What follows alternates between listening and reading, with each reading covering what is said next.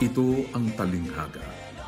Ang binhi ay ang salita ng Diyos, at ang mga sa tabi ng daan ay ang nangakinig. Kung magkagay dumarating ang dyablo at inaalis ang salita sa kanilang puso, upang wag silang magsisampalataya at mga ligtas. At ang mga sabatuhan ay yaong mga pagkarinig ay tinatanggap na may galak ang salita, at ang mga ito'y walang ugat, na sila sa sandaling panahoy nagsisisampalataya, at sa panahon ng tukso ay nagsisihiwalay.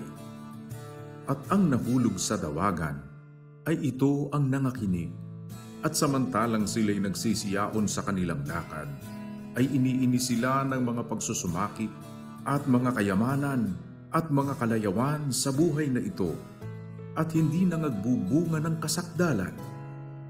At ang sa mabuting lupa ay ang mga pusong timtiman at mabuti, na iniingatan ng salita pagkarinig at nangagbubunga may pagtitiis. Lucas 8:11-15